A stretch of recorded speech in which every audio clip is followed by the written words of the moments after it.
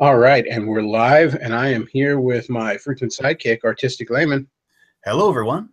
and we are celebrating both Halloween, the nearly funnest day of the year, and Reformation Day, a wonderful 500 years of not giving a fuck what the Pope says. Hallelujah, hallelujah. And real quick, before we get started, somebody in the chat says that the Lindsay Ellis arrest sheet, by the way, Lindsay Ellis was arrested a couple months ago for, I believe, drunken disorderly. So the Lindsay Ellis arrest sheet has been released. She tried kicking the cop's window to escape. This is just something I'm reading in the chat. I don't have any confirmation of that. Anybody want to send me confirmation of that, by all means, because that's fantastic. Good game, Lindsay. GG. So yeah, I want to talk a little bit about Halloween tonight. Probably going to touch on the Reformation thing. I might touch a little bit on the breaking news with Kevin Spacey tonight, although that's probably the kind of thing I'm going to be saving mostly for Friday. And before that, I am thinking of setting up a Patreon for both my YouTube and VidMe stuff, together as one. And I'd be very interested in the chat and anybody in the comments, what sort of backer rewards you might find interesting. Because I really don't know what to do for backer rewards. Something I was thinking of doing was maybe a special Q&A live stream just for the backers, where it'd be a YouTube channel, but it would be on private, or YouTube video, I guess, but on private or whatever. However I set it up, just so the backers know about it, and then maybe people can watch it after the fact.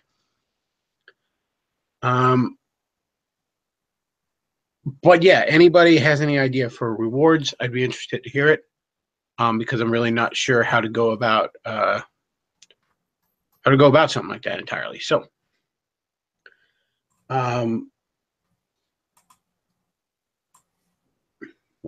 lost my train. Oh yeah, and speaking of VidMe vids, there is a VidMe Halloween special up on my VidMe channel. It's just vidme.com/the Bechtloff, I guess.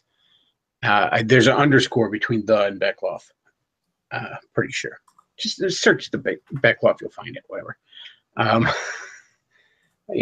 I posted it on Gab and Facebook. If you on either one of those, you can follow me there. So there's the Halloween special, which is just fantastic. You'll really, really like what I dress up for Halloween in that video. And also just released today a Is It That Bad? The first of the Is It That Bad on Castlevania 2, Simon's Quest. So do check those out. And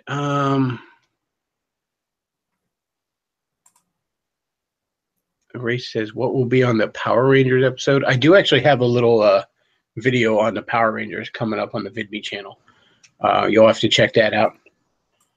I'm not entirely sure what I have a few bits of audio to Luke, and it's basically up to him what order they come out. It's up to him what order he animates them. They can come out in any order. I don't mind. The only one I was really specific on was I wanted the Halloween special, obviously up before Halloween, but beyond that, whatever order he decides to do them is the order they're coming out. And just in case you can't see the spelling of the VidMe channel, here it is. Oh yeah, vidme.com/the_Bechtloff. Yeah, so check that out. Good stuff on there. I'm very proud of how that turned out. Thanks again, Luke, for your awesome animating skills there. Oh, it's fun. All right, so before we'll get to the Halloween stuff. Let's just real quick touch on the Kevin Spacey thing.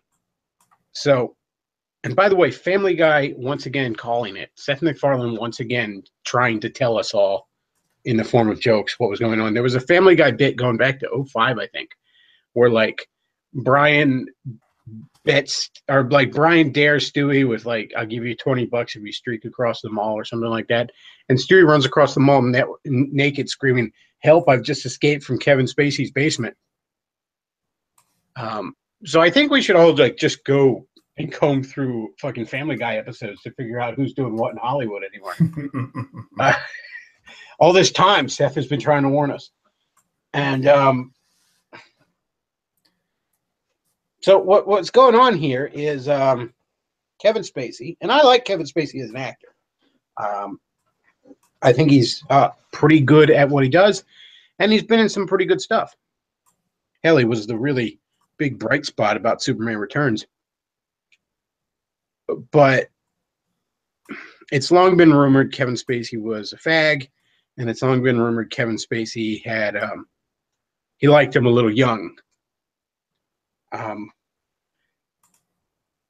So some actor is alleging that Kevin Spacey basically sexually harassed / sexually assaulted, whatever, I don't know,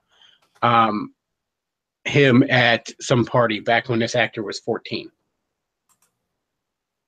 Kevin Spacey basically went on Twitter and said, like, look, I don't know. I don't remember much of that party in question from years ago. I know I was shit-faced. If I did this, I'm very sorry. And then said, I've had affairs with both women and men. I currently live as a gay man now. So the media is trying to spin it as, oh, Kevin Spacey bravely came out of the closet. Kind of glossing over that whole, hit on a 14-year-old girl or 14-year-old boy. I mean, which actually brings up the point. If a man hit on a 14-year-old girl, there'd be fucking hell to pay. It is really amazing the amount of shit gay guys get away with. That heterosexual, society would never tolerate that kind of bullshit from heterosexuals. Mm-hmm. You think society would just tolerate? Well, maybe now, who the fuck knows? But generally speaking, would just look the other way on like heterosexuals, like hooking up in the park and fucking, public restrooms and shit. Mm. Well, it is more or less an expression of how much we condescend to gay people. Yeah, it's that, and it happens to lots of, I don't want to say minorities or whatever, but for lack of a better term, there is that tyranny of low expectations. Although, there's fucking bug chasers, Can you imagine the kind of news that shit would make if heterosexuals were doing that kind of shit? Actively spreading around a disease? I'm sure it would be seen as a joke in the same way a man having his penis cut off. Yeah, nowadays. I keep wanting to imagine there's any fucking standards nowadays. I'm surprised I'm not being arrested for being a homophobe, like not approving of Kevin Spacey's intergenerational love. All right. Well, I don't want to focus on that too much. We will be talking about that a great deal Friday, as we will be talking about a great deal of other things. But tonight, let's talk about, as British James likes to say, Ghostmas. Good old Halloween. I love this holiday, and I always have. I even as a kid, I used to fill up a pillowcase full of candy, sometimes twice, as a little kid, because I had a very dense neighborhood. There were reasonably big houses, but no big yards. I mean, you could go down a couple of cul-de-sacs and fill up a bag of candy pretty big.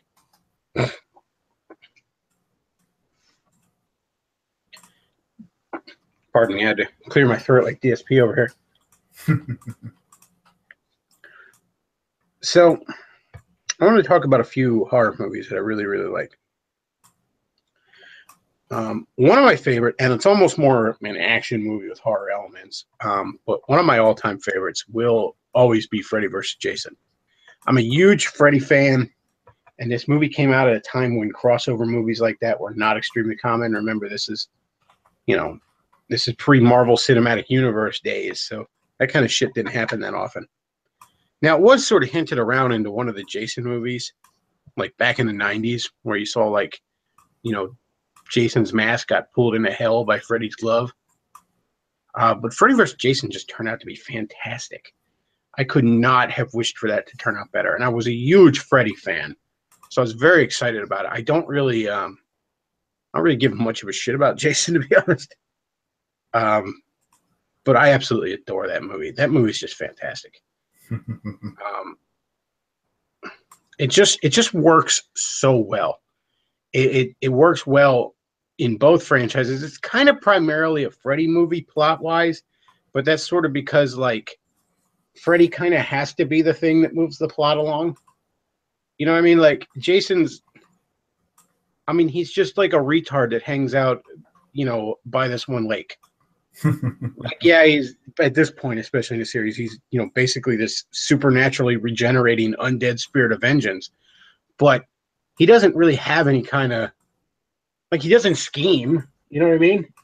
He's just he's almost basic animal cunning when it comes to intelligence. Well, actually, that was kind of the whole point. Like the whole plot of it is that, like Freddy can't attack anyone in their dreams because the parents have basically given their kids drugs that prevents them from dreaming, and so he has to convince Jason to go off and kill them.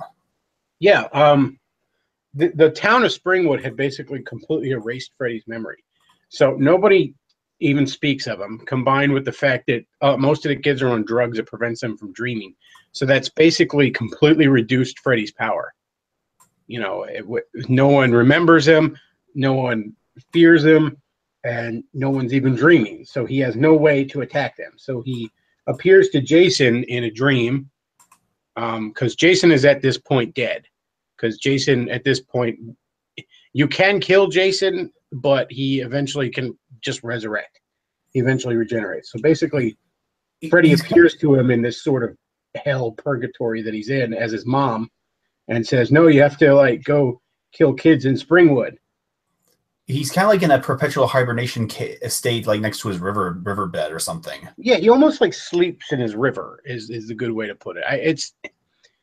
It's kind of weird, like, because the Jason movies, unlike the Freddy movies, didn't have much of. I mean, it starts off where it's Jason's mom pretending to be Jason to avenge this dead kid, and it turns out Jason wasn't dead, and then it turns out we killed him, but he resurrected.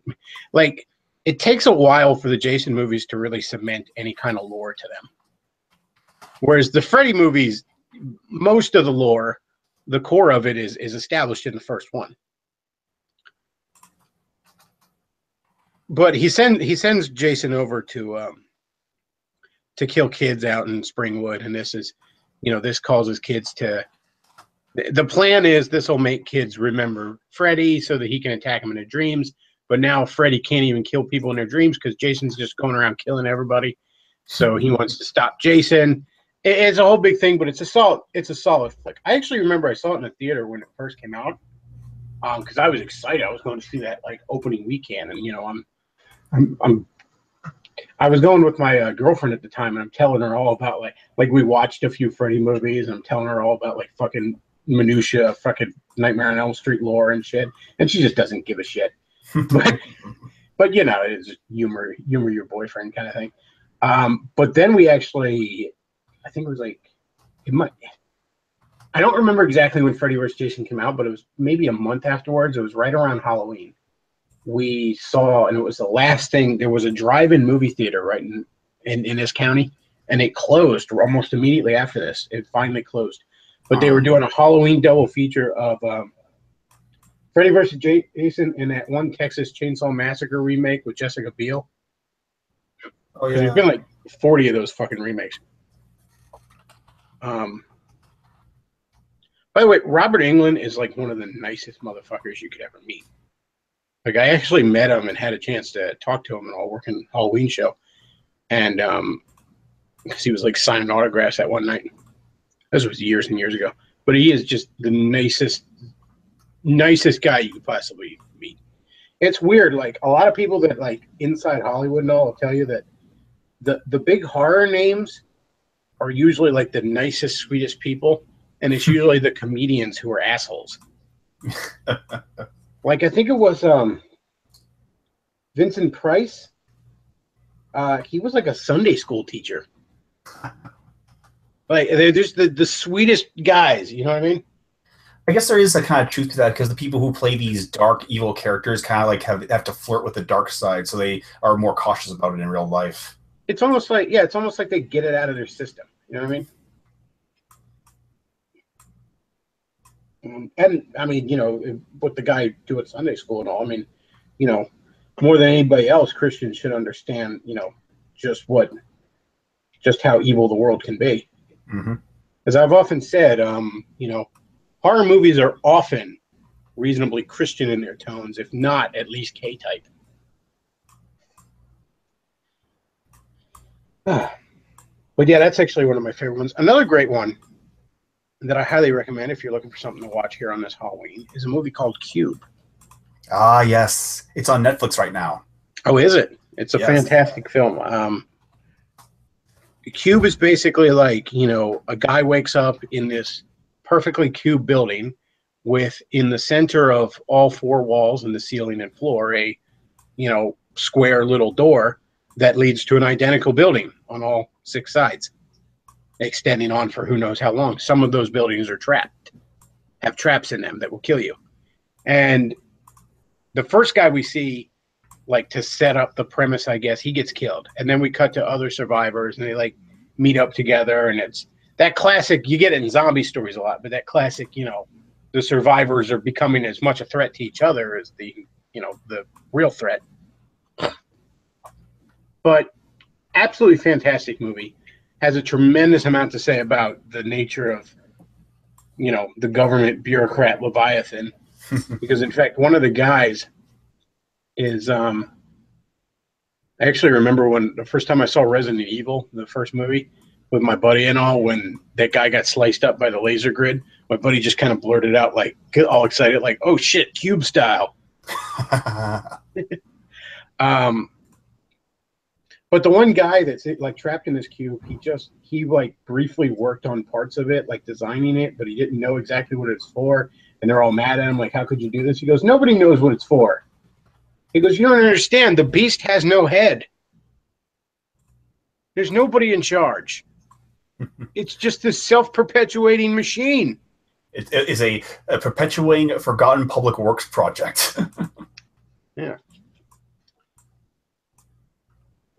Yeah, it's funny because there's this woman there, and who's trying to she's like a conspiracy theorist, and she's trying to theorize that the government's involved, and says, "Sorry, their big brother is not watching you here," which is even scarier when you think about it. Like, it'd be one thing if there was someone spying on them and watching and studying them, but no, it's just the little girl put you in there because we have to get rid of the cube, and it meant that we wasted millions of dollars building this thing. It's a fantastic movie. It really is. Another one, and I talked about this a little bit Friday night with British James, but I want to talk about it again. And it's a movie I did not like at first. First time I saw it, but it really grew on me. And that's Return of the Living Dead. Now, unlike Night of the Living Dead, Return of the Living Dead, the zombies almost can't be destroyed unless you just completely pulverize or destroy them. If there's any part of them left, that part's still kicking. And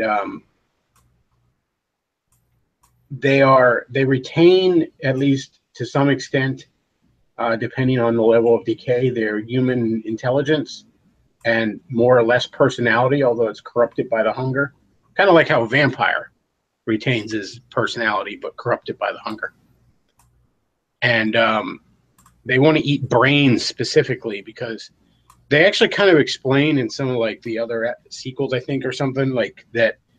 This gas, there's this gas trioxin that's what reanimates dead tissue, and it sort of like activates nerves or something, and like, but these creatures can like feel themselves rot essentially, which is an actual line in there. And eating brains like dulls that pain. That tar man, by the way, as they call it, the tar monster zombie there, where he's like he basically was like in some warm, wet place or something, I guess, where that's like how decomposed he is, Mm-hmm. And the special effects owe a lot visually to old EC comics from the 50s, the horror comics like Tales from the Crypt. Mm-hmm. But that is an actual guy in that freaking Tarman costume. It's just a really skinny dude, really tall, skinny guy. Like the eyes and mouth are animatronic, but he is under that thing. And I mean, God bless him, man. He brought that thing to life. It kind of reminds me of the tar monster in Next Gen that killed Tasha Yar, because Interestingly enough, little side note: the tar monster in Next Gen, an actor almost drowned in that costume Oh wow. because all the black stuff was basically toner ink. Um, but anyways, that monster or the zombie there you see tied down with the blonde hair stained with blood. First of all, that is one of the most amazing practical effects you'll ever see. Now, one thing I've heard people nitpick, and they're being too autistic about it, is people argue that zombie, the half a zombie body there, she is incredibly rotted away, and yet her eyes seem very vivid and lifelike. The way she's portrayed, which I can't really show, is that basically she only exists from the torso up. Yeah, you kind of see like a rotten boobs and stuff. Oh, and like you see her spinal column just under her rib cage, right? And it's kind of flopping around a little bit, and there's like a clear liquid leaking out of it, like a spinal fluid. It's so good. It's so good, practical effects wise. Now, I've heard people bitch, a corpse that rotten wouldn't have eyes that clear. And they're right. Don't get me wrong. It's not realistic, even within, the internal logic of the movie.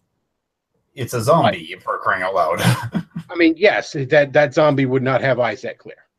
If I'm willing to accept the fact that this zombie is indeed a zombie, it wouldn't have eyes that clear. But it's actually very imperative to the scene on an emotional level because he ties this one down.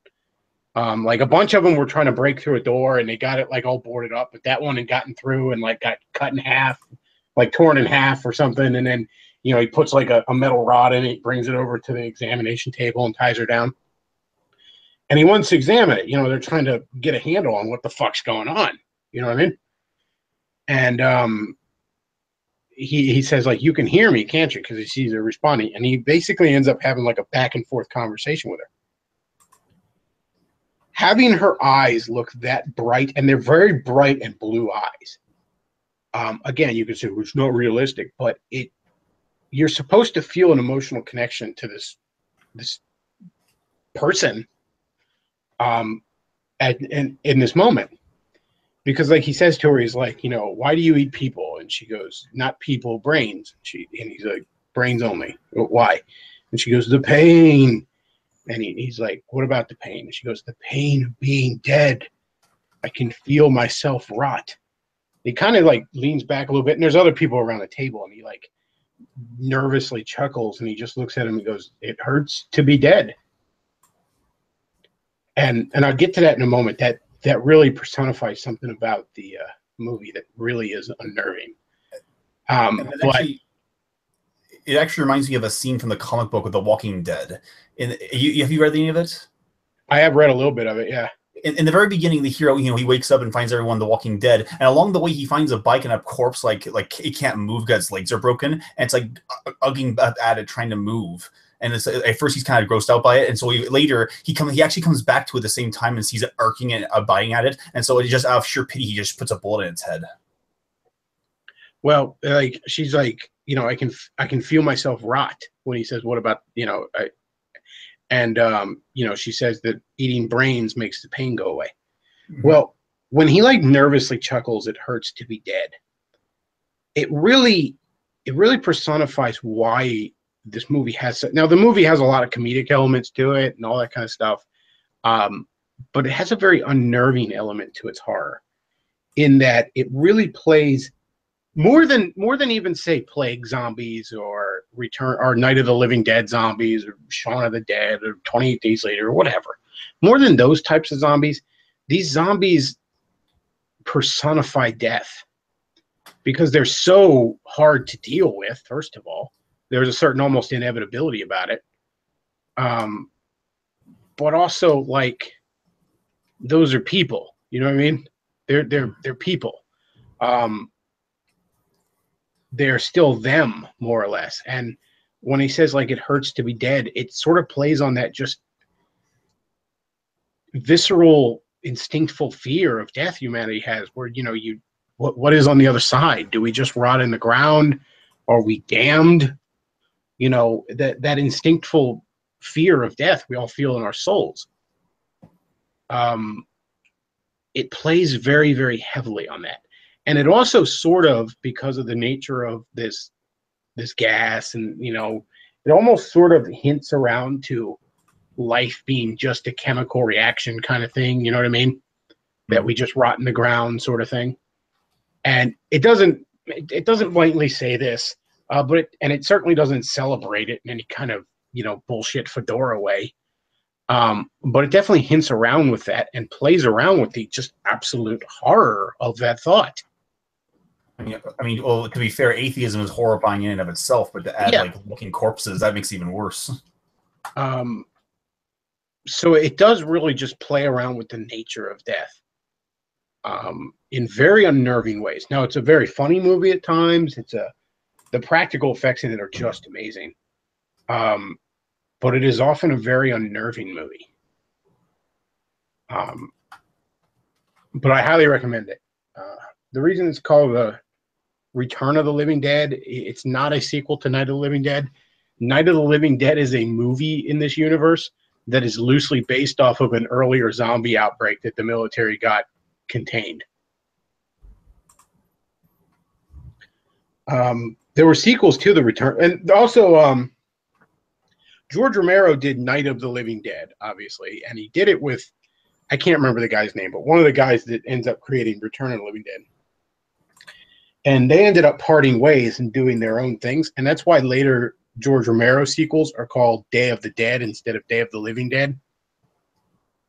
Because, the one guy kind of took the name Living Dead or something like that. I don't know whether they split amicably or not. I'm not sure. But that's kind of interesting little trivia about that. And the other movies that I highly recommend are the Hellraiser movies. Oh, yes. Now, I have rambled on about the Hellraiser movies time and time again on this channel because they just, boy, do they just ever seem ever more relevant by the day, don't they? Now, for those of you unfamiliar, the basic lore of the Hellraiser movies are: if you are an incredibly bored hedonist, you may catch wind through the grapevine, hear of a box that can give you bold new experiences like you've never experienced. So you go find this puzzle box, and when you open this puzzle box, a bunch of S&M demons come out and drag you to hell and torture you for all eternity. That's the short of it, essentially. Actually, it's not even accurate to call them demons because it's almost like halfway between demons and the Borg, because they were former humans themselves that became these things. But they drag you down to this BDSM hell, essentially. A lot of these movies are not very good. I freely admit that. I've seen them all. A lot of them are not very good. Some of them, though, are fantastic. And the lore behind the series, the mythos behind it, is some of the best in modern horror, bar none. Even the bad Hellraiser movies have more to say, more interesting and sound things to say on the nature of temptation and sin and hedonism than a million shitty Kirk Cameron movies. Okay? Hellraiser 1 is pretty good. It's a touch slow. It's kind of a one-watcher. Hellraiser 2 is pretty good. And then after 2, they stop numbering them. So it's easy to get the order confused. Let me real quick go over to my DVDs and see if I can remember the name, because I don't want to get it mixed up. Let me see if I can remember the name of the one Hellraiser movie.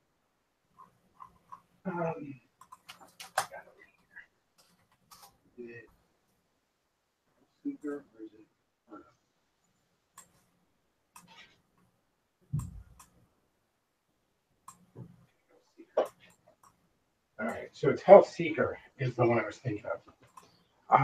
Hellseeker is perhaps the best one of the bunch. It's got this really weird sort of mind fuck mystery going on in it.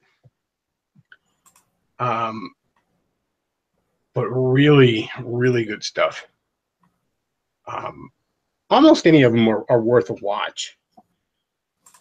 But just there was actually a Hellraiser comic book a couple years ago over at Boom Studios, I believe it was. That was just absolutely fantastic. Really good stuff. Let's see what else.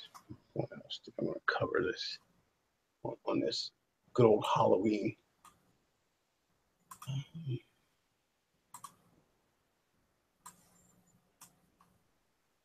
What else?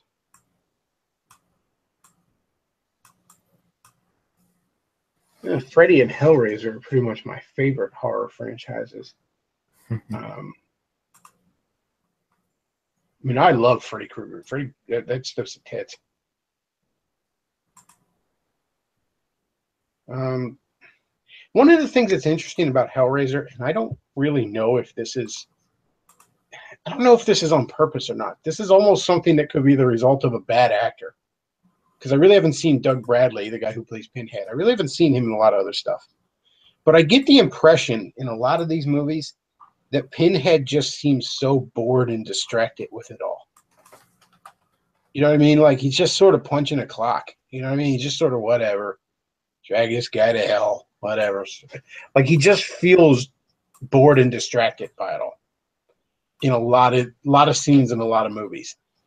And I feel like, again, that could be the result of a bad actor. I don't know. But if it's by accident, it's one of the happiest accidents ever. Because that is so perfect to the character.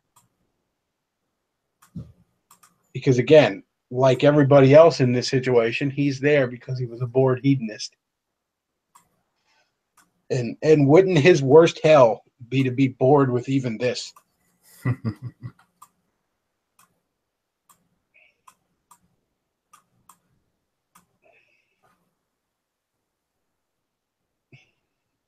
The only thing that reminds me of this is this imagery was actually used in a manga called Berserk. Yeah, I've heard Berserk is a lot like Hellraiser.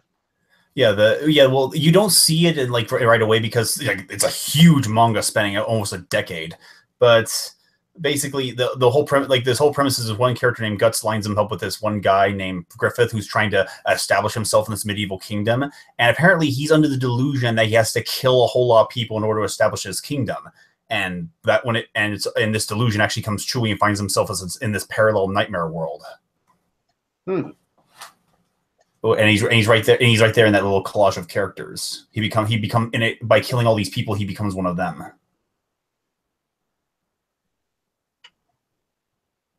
The Hellraiser movies are damn good. Again, a few of them are bad, but it's one of those things where I can even overlook the bad ones just because the core mythos of the series is so solid. You know what I mean? Yeah. What else? Any horror movies you're a fan of there, Luke? Well, the one that always sticks out to me is the first time I saw the original Halloween. Yeah, I like the first two Halloweens a lot. I like the third one, even though it's a completely different thing. But I like the first two a lot. And I guess the one thing that I really like, and this is just a product of it being an older movie, but it just knows how to portray horror imagery. Like near the end, like the girl discovers that all these killings are happening, and she's standing next to a darkened hallway. And if you watch her, if you don't realize it, but very slowly, a white face emerges out of the darkness and lashes out at her. And of course, they don't have any jump scare music. Yeah. Well, so much of the problem with horror of the last, I'm going to say 15 years at least. I mean, like, look, there's nothing inherently wrong with jump scares if you just realize that they're cheap. Yeah. You know what I mean? And it's a tool, but it's definitely not something you want to overuse. Or at the very least, use them in a way that doesn't it doesn't compensate for the fact that you don't know how to scare at people. Yeah, like, look, anybody can startle somebody. You know what I mean? You go up to somebody and clap your hands fucking 3 inches from their face, you can scare the shit out of them for a minute. Yeah, it doesn't make you fucking Alfred Hitchcock. Oh yeah, zero punctuation actually had a good line about this. It's not hard to startle people. I was once startled when a possum suddenly jumped into my window. That doesn't make the marsupial answer to Stanley Kubrick. Yeah. Again, you know. Now, that can be a tool you can use, but understand, like, again, the truly good horror is the stuff that unnerves you. You know what I mean? Or at the very least, something that you know is coming. Like, that whole saying when people say, don't go through that door, is that you're anticipating the scare to come on. It's like, it's one thing when you're just waiting for the noise to pop up and get you, but it's another thing when you're just minding your own business and bam, they just hit you from the side. Yeah, when you're scared for the characters, that's a lot different. You know what I mean? One of the worst jump scares I ever had was in the modern incarnation of the Omen, or like the Child Omen or something. The kid that becomes the Antichrist and kills his foster parents. Mm-hmm. Well, there's this one in the very beginning. There's this dream state where the kid just sits there, like the woman's seeing the kid like in a mask, and all of a sudden it cuts to him, and there's a loud pitched scream for no apparent reason, and just like, ugh, I was like, that was a horrible movie. You know what I think is a jump scare done right is the end of Paranormal Activity. Oh yeah. I mean, first of all, it's because it built up to it so much, and then it's because it's like she kind of looks at the camera, and then like face gets all distorted as she lunges at it real quick. That's scary. Like that movie scared the fuck out of me. And yeah, at first I'm like, this is dumb, whatever. And then a little ways in, it gets almost more funny than anything. But about halfway through, there gets to be a real like just dense tension about the whole fucking thing. And by the end of it, I'm like, oh my, holy shit. And that end, like that just fucking, like, like the fucking lights come on and all after the credits. And I'm still sitting there like, holy shit. Like I'm going to go home like clutching a Bible. Like, fuck. That's some scary shit. I never saw any of the sequels because I can't imagine that concept worked well a second time. Well, if you just ignore the first one, you could pretty much have the same sensations through it. But and I've never even watched it again. I almost feel like if I watch it again, it's only going to lessen it. You know what I mean? Yeah. Like I watched it one time. It worked really well for what it was. And that's it. I don't need to, because I'm just going to start picking it apart if I watch it again. You know what I mean? And also one of the benefits that movie there's lots of things to pick apart there. Yeah, because one of the I have seen it like twice because the friends wanted to see it twice. But one of the whole reason why that movie works so well is because seeing to a camcorder perspective, because and it actually sounds like a camcorder perspective, and so you're always anticipating like no special effects to occur. But yeah, that ending, like, oh geez, that stayed with me for a little bit.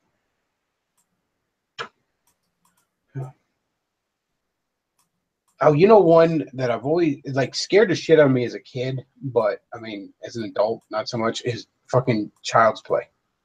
I never even seen Child's Play as a kid, but like the commercials just fucking disturbed me. Oh yeah, the ads scared you. Like I had a My Little Buddy, all right, which is the doll that the good guy doll that Chucky was based off of. Yeah, shock among shock, My Little Buddy wouldn't let him use the fucking license. I bet you that company was pissed too. Yeah. I remember this was like the first time I saw like anything by Child's Play, and it was those 3D. It was like a multi-leveled poster thing with like a box actually there. And I was like, I don't know what that is, but I don't like it. Yeah, the first Child's Play is almost a really good movie. What really kills it is that child actor cannot fucking act at all.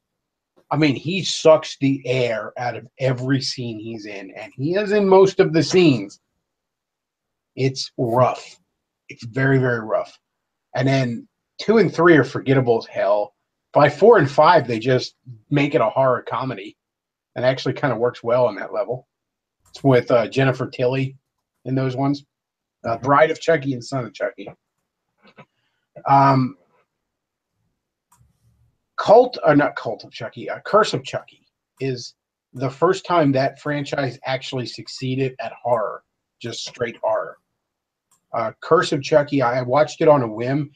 Actually, Brad Dourif, I believe, is the name of the actor that voices Chucky, and obviously played the serial killer before he dies, kind of thing.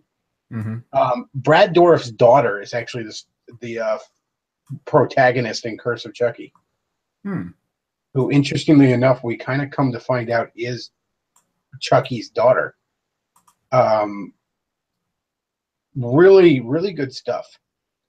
Um, I have not seen Cult of Chucky, but I am kind of looking to give it a shot because, again, Curse of Chucky just worked so well. Um,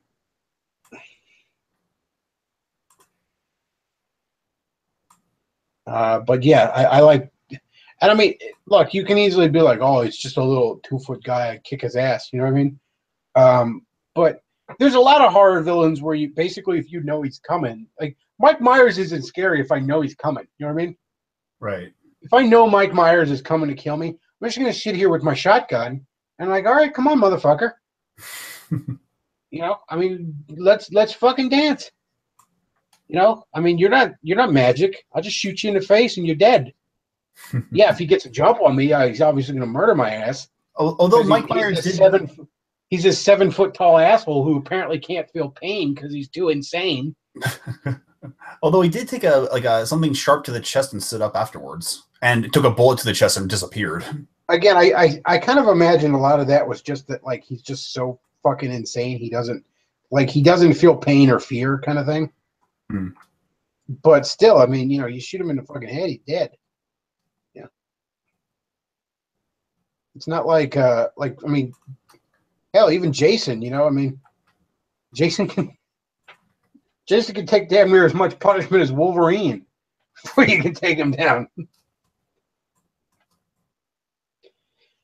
Yeah, man, Chucky was scary as shit as a kid. And yeah, I know. Well, the one thing I always thought was funny was every time Chucky managed to get like captured or whatever, like he just would lose his shit and have a tantrum. Like it's so funny, like the scene in the first movie where like they trap him in the fucking fireplace. You know, he's just like screaming and thrashing around in there. And then there's a scene in one of the I think it's Bride of Chucky. It's one of the two that's like a horror sequel where like he falls in an open grave, right? And he can't climb out because it's all muddy. Plus he's like, you know, 1.5 feet tall. Right. So he's just in there, just like running around, like screaming, wailing his arms and shit, like just going fucking ape shit. You know what I mean? And I just thought that's so funny because it's like he just, as soon as you get the drop on him, he just fucking has a tantrum. He has a fucking autistic meltdown. What else can you do? He's shorter than every child. maybe he was a fucking autistic kid. That's why he became a serial killer. Is Charles Ray just what happens to Chris Chan without the internet to turn him into a tranny?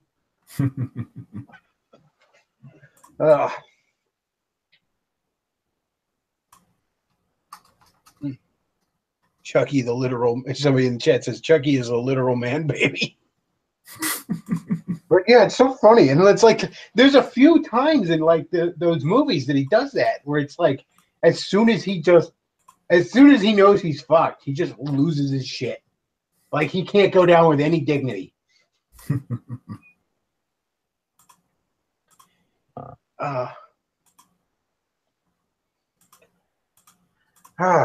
Good old horror movies.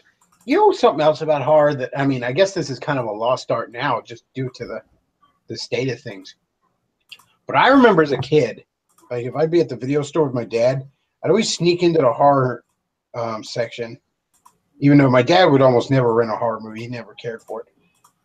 But there was just something about the box art that was so amazing. Like movies in general back in the day had just amazing box art, you know, real painted posters. And oh yeah. Very rarely do movies get that anymore. Every once in a while, a superhero movie will get one, you know, a really nice painted poster. Yeah. But for the most part, none of them do anymore. Yeah, the last movie I remember, the most recent movie that did that was just like was Deadpool. Deadpool did that. A lot of the Marvel movies do that, but like they almost never get used. You know what I mean? You'll see them once in a while and all, but they get them made. And no movie theater ever uses them anymore. Yeah, the Deadpool one was really great. Like, oh, here, I think this is it, wasn't it? Yeah, it's every single face painted on the collage right there. Yeah. Yeah, posters like that. You know, I think Spider-Man Homecoming got one, but I can't remember. I think a few of the Avengers movie universe ones got them, but But yeah, that's kind of, and horror movies were, first of all, most of them had something vaguely sexual about them. You know what I mean? Mm-hmm. Uh, that classic, the woman grabbed by the monster thing. But, there was always something. And then, I mean, some of them just overtly so. I mean, shit, Return of the Living Dead 3, for example. But they were just such amazing works of art. It's really, and again, that just, I mean, part of that, the video store doesn't exist anymore. Where the fuck are you going to go to rent a movie? Oh, yeah, there's. Yeah, well, I mean, you just get things on demand these days. I guess. But, see, the problem with that, though, is you don't get it. I just find with Netflix and on-demand stuff and all, it's just not as satisfying to browse. You know what I mean? Yeah. Yeah, I mean, you could watch these movies, but I'll just skip them later. It's like a YouTube video. I don't want to watch them until later. Yeah, and I don't know. It's just there's something about walking around, just seeing them all laid out in front of you. I don't know. I mean, I could just be showing my age there, but. But there is like a genuine different experience when rather than seeing like a set of VHS tapes you can buy, it's one thing to see that, but then it's another thing to see like a whole list of on-demand videos on a screen. One of the other things I really miss about the video store was the, I mean, especially the mom and pop ones. You always had some failed film student working the counter there that could ramble on about movies and point you in the direction of stuff and all. And I mean, and I know, I'm not trying to be a Luddite here where it's like, oh, the good old days. But, and I know, you could go a million places on YouTube and find all kinds of cool critics who are going to point you in the direction of stuff. It's just, there's something about doing it face to face. It's something about, going to a place, almost an aspect of community that's kind of lost there. And I miss that. I really do.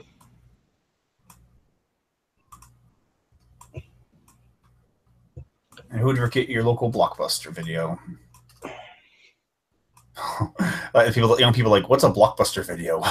Yeah, kids in the audience are like, what the fuck is this old man talking about? Renting a movie. I remember like renting a movie and getting a pizza for like me and my high school sweetheart, but like after high school when we were still dating. That was like basically date night. That's what we did on a date night. Oh my God, Whitney, Wisconsin is Little Red Riding Hood. You're welcome, Race. But that was a date night. So we go to Blockbuster to rent a movie, and I remember it was like 04 or 05, right? We rented House of the Dead, which is a terrible, terrible fucking movie. But I just figured like it was around 05, I think. I figured like I remember that game. And zombie movies are all the rage right now. Let's watch this. Well, that movie's fucking ass. Yeah, it's better as a game. It's better in its game state. I don't know. I mean, you could have made a decent movie out of that game. Like Resident Evil got 2 decent movies, in my opinion. Like you could have made a decent movie out of that. But like, there's just like video game footage like randomly spliced into it, and it's the typical Ula Bowl movie. Let me put it that way. Just no fucks are given. So like we're watching this and it's just fucking awful, right? So the next day that we were doing this, a few days later, I guess, like the Ninja Turtles season 1 had just come out on DVD, the old cartoon. And I'm like, we should rent the Ninja Turtles. And she's like, yeah, maybe next time, which was, polite way of saying, no, I'm not watching a fucking cartoon with you, dork. But we ended up renting some like comedy that was like the boss's daughter, I think it was. Like I think it had Ashton Kutcher in it or something. That was so fucking awful. It was like a half an hour in, and she just like was like, "We should have rented the Ninja Turtles." This is fucking terrible. Oh, there it is. There it is. That was fucking awful. I don't even think we finished it. Ugh. I mean, I can't say I didn't expect any like much out of it, but I just expected like a few laughs and then we move on with our life. You know what I mean? And it did not deliver.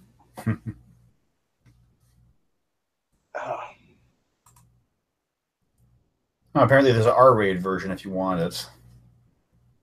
Nah. I like the version that goes in the trash. Oh, but the one thing I was going to mention, like with modern horror, that just often fails is, and this is the last, like, I'm going to say like 15 years. If I don't like any of the characters, then I don't give a shit if they live or die. You know what I mean? Like Hostel's a good example of this. I mean, first of all, Hostel is like 20 minutes of a softcore porn followed by a snuff film. That's all it is. I remember watching it with, again, my girlfriend at the time, and halfway through it, I'm like, turn this off. This is fucking awful. It's like if you don't like any of the characters, then it's like, you know, you end up just rooting for the bad guy, or you just don't care, and it becomes just a shock gore fest, you know? Mm.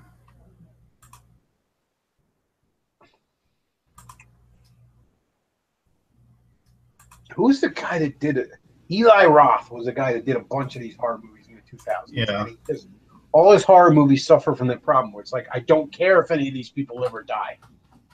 Like, how about the bad guy just kills them all now so we can just move on with our lives? I can go watch something else.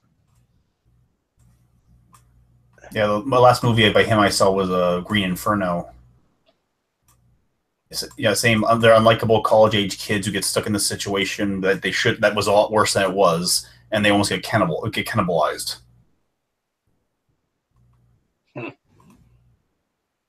Although I'm sure someone's complained because it has a horrible depiction of native peoples.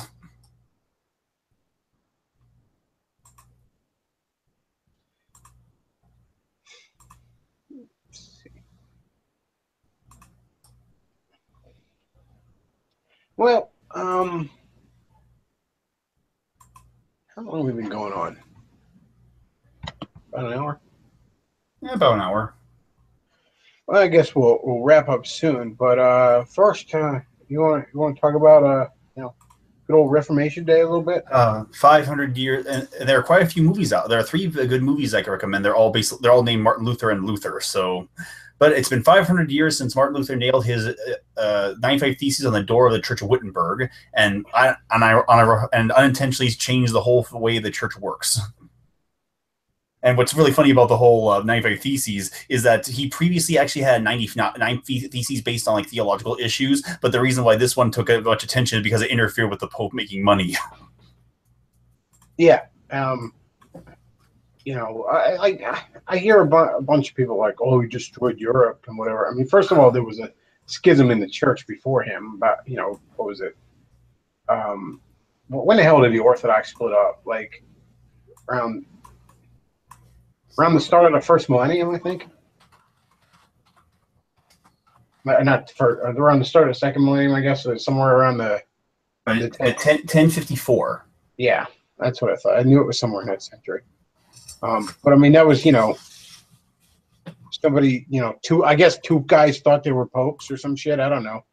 Like, I just know like the leaders of both sides excommunicated the other.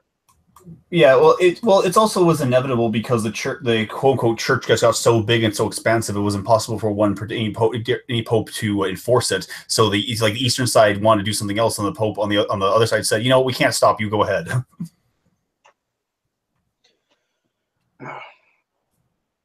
But I guess the Protestant Reformation was more deadly because it was in their region. So, well, the Protestant Reformation wasn't based on power. It wasn't a dick measuring contest. It was somebody had actual theological problems with what the church had become, especially because it didn't match up with Scripture.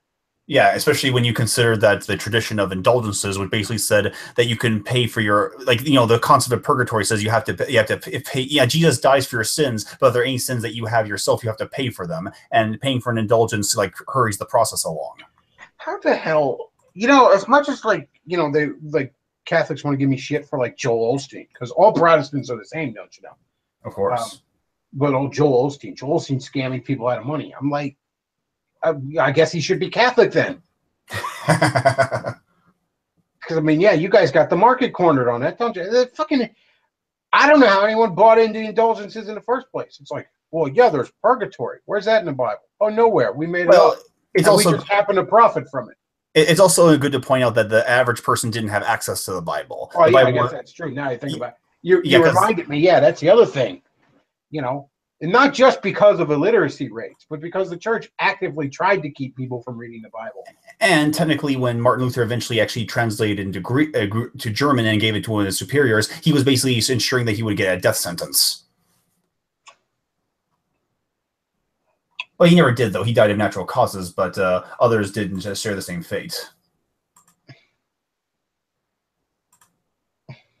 And, that's the other thing. This was happened. You know, this was the first successful one that spread.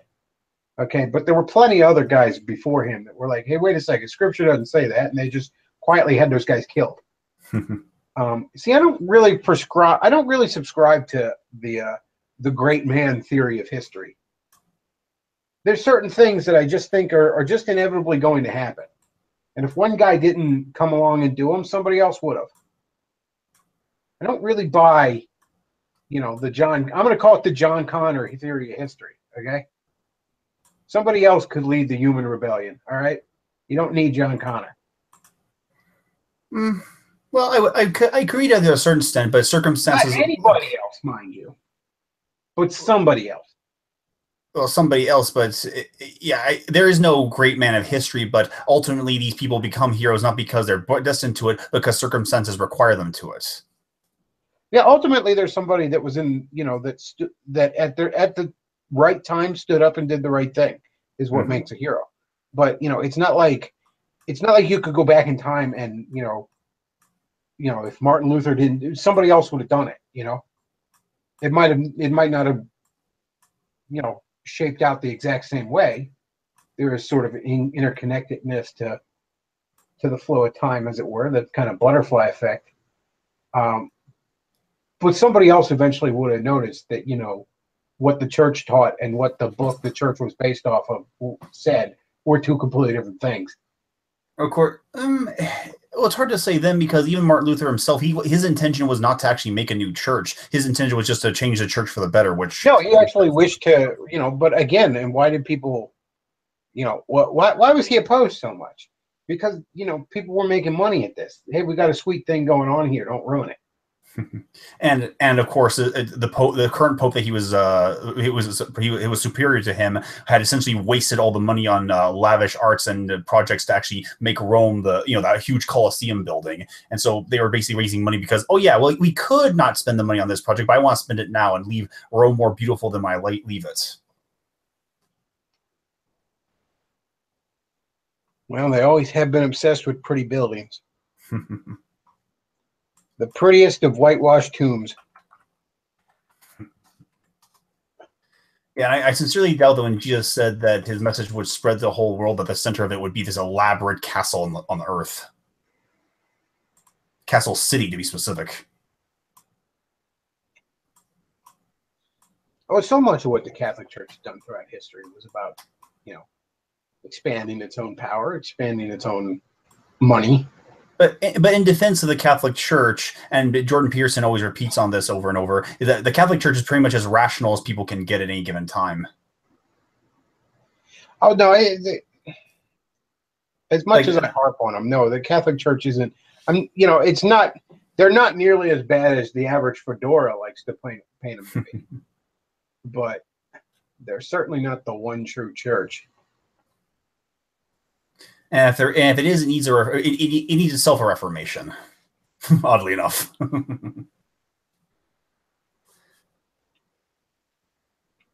Well, again, it's a line I draw theologically, but salvation is by Christ. It's not by Christ and fill in the blank there.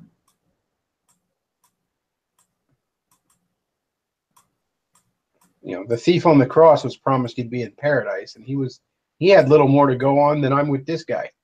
He didn't have time for confession, baptism, or any of that. Yeah, he didn't have time to pay to pay some shakedown money to the Pope. He didn't have time for baptism or any of that stuff.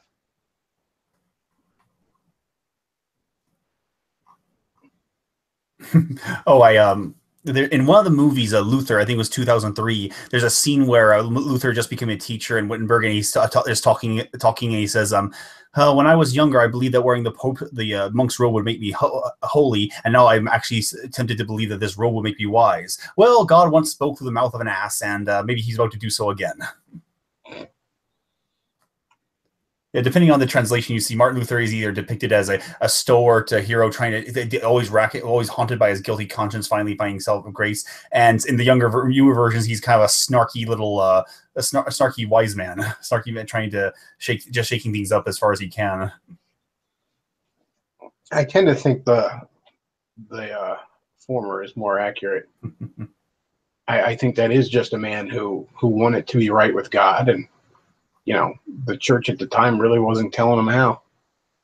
They were trying everything to do. Oh, just keep yourself busy. Go to Rome, study things up, and just keep repeating the same steps over and over again. And then you'll be so busy with work you won't think about your guilt anymore.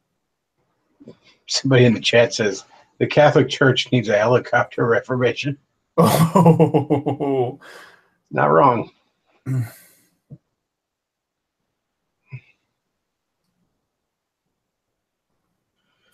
Oh, the Vatican shall be plundered by the pagan hordes with Jack Donovan and John Steele in the vanguard. Oh, yeah, that's in the chat. Forney was telling me the other day that there's a lot of apparently rumors going around that the Vatican's broke. Ooh. That they apparently, I mean, they're sitting on, priceless treasures. But when it comes to liquid assets, apparently they're running a little thin. Rumors are having it. Is that even possible? I mean, isn't tithing technically that's kind of a cult mentality, but surely they have some loyal tithers. Oh, I'm sure they do. But think of some of the things the whole reason the Catholic Church is pushing for Mexicans flooding into the United States, for example, is because they want more butts in the seat here in the United States. And, Mexicans tend to be more Catholic. Now, a lot of conservative Protestants push for that same thing because they're cucks. Yeah, and it's moments like these that people get the misconception that the state and the religion are the same thing.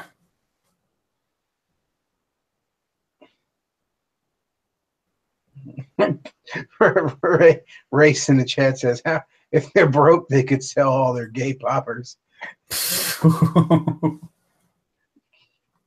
Yeah, I'm sure all that coke they're doing off an altar boy's ass costs money. I think that's a good way to save some money right there. Dude, at the highest levels,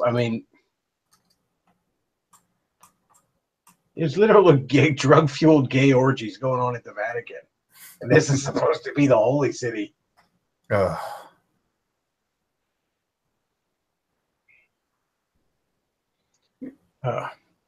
Yeah, Davis always goes on, he does defend the church and establishment to an extent, but he makes the comment that the church does and misses the whole Protestants and wishes they were back in the fold. And I can understand that because because a lot of Protestantism isn't really fading away anytime soon, and it would be helpful to have an increase in number. But ultimately, for me, being decentralized away from a central power, I can see the appeal to having a central top-down historical monument. But ultimately, being decentralized and being disorganized is actually a lot better for stability than anything else. Oh yeah, that's the thing.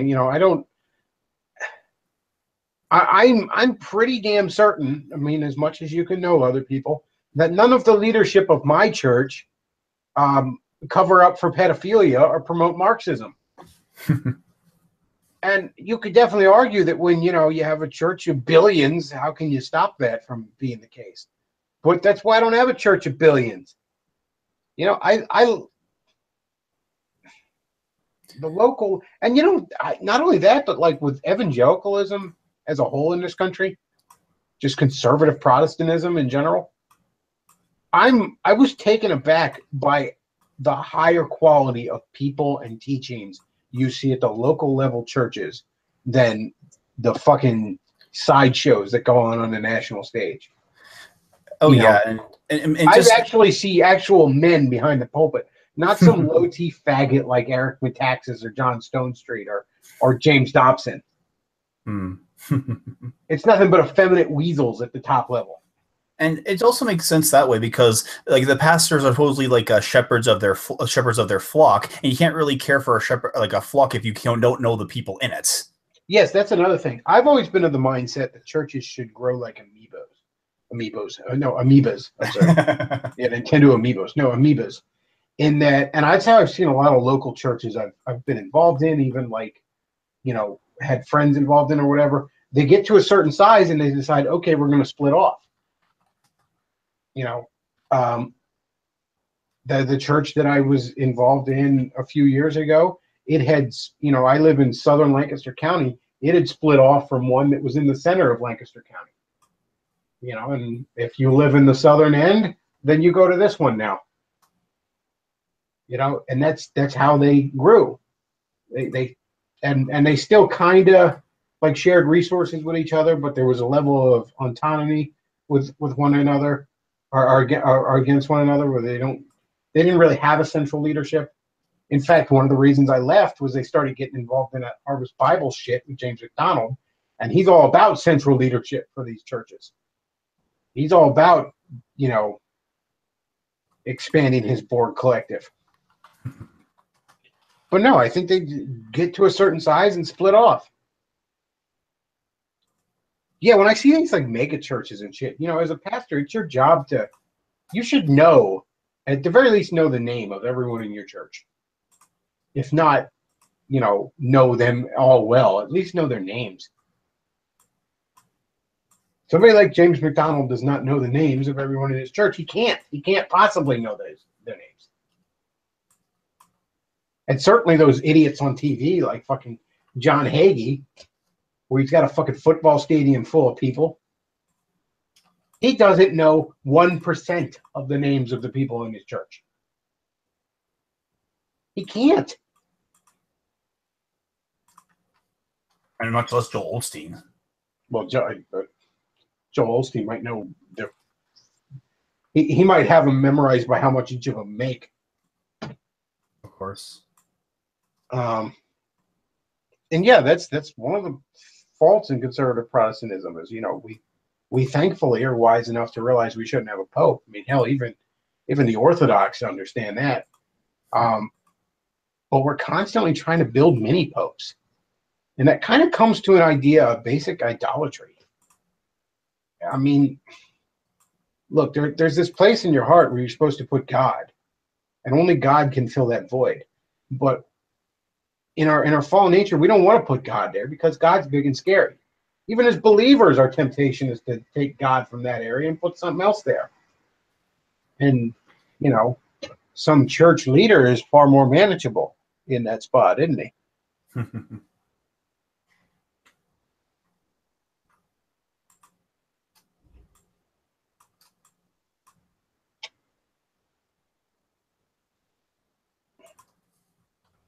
I found an amoeba.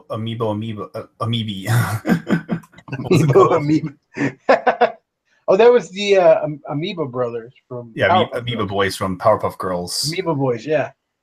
Something else that's been ruined by modern people. Oh man, yeah, the new Powerpuff Girls is ass.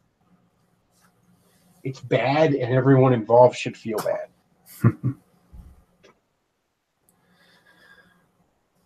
All right, well, I think I'm going to go ahead and wrap this up. We've gone on long enough. But yeah, if you have access to there is one movie on there is a Martin Luther movie that's available on YouTube somewhere, so I recommend anyone to see that if they can. Actually, and I hate to give the guy credit because I think he's a effeminate weasel. But Eric Metaxas has written a book on Martin Luther that is probably pretty good. He wrote a book on Eric. He's very good at this historical, these historical works like that. And he's very good at that kind of shit. I mean, I think he's kind of a shithead. I mean, he's one of those pretentious fucks. He actually describes himself as a humorist, which is a pretentious way of saying, I think I'm funny, but I'm not. Oh, Eric, you insufferable fuck. But I have to admit that it's probably a decent book. I'm half tempted to get it myself, although I might just get it used because I don't want to give him any money. The man who rediscovered God and changed the world. That's the name of the book here. Oh yeah. But again, I mean, Texas is very good at that kind of shit, and I'm loath to give the guy credit, but credit where credit's due.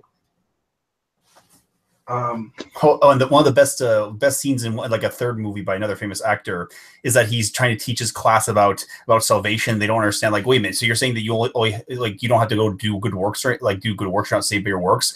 And they asked him like, well, then what must a person do to be saved? He must have faith. And he said, but every German peasant has faith. So, are you saying that heaven's going to be filled with German peasants? Might be. Might be. All right, so if you haven't already, check out the VidMe channel. There's the Halloween special a couple weeks ago, and then today is a video on Castlevania 2. More videos coming down the pike.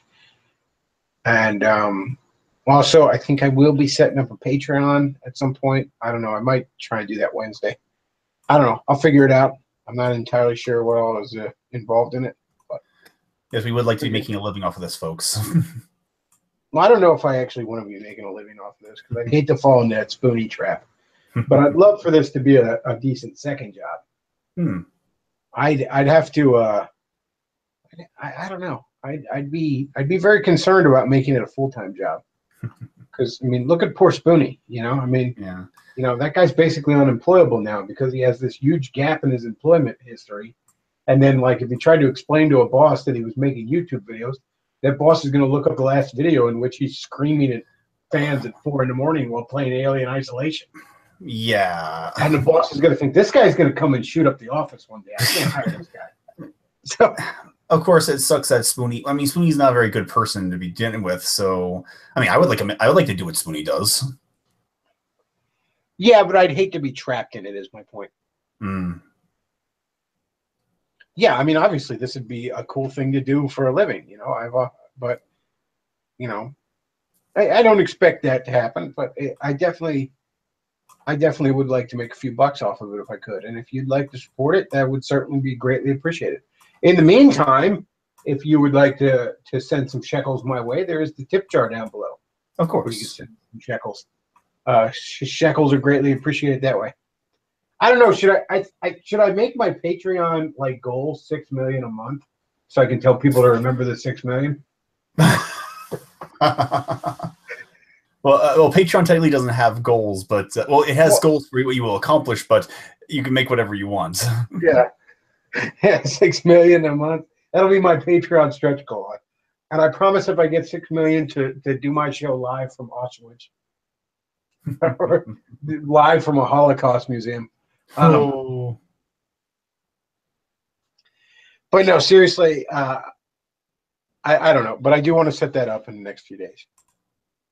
And I'll, of course, if you're on the Facebook, follow me on there. It's the Bechtloff on there. If you're on the Gab, you can follow me there. You cannot follow me on Twitter because I've been banned for my vile hate speech.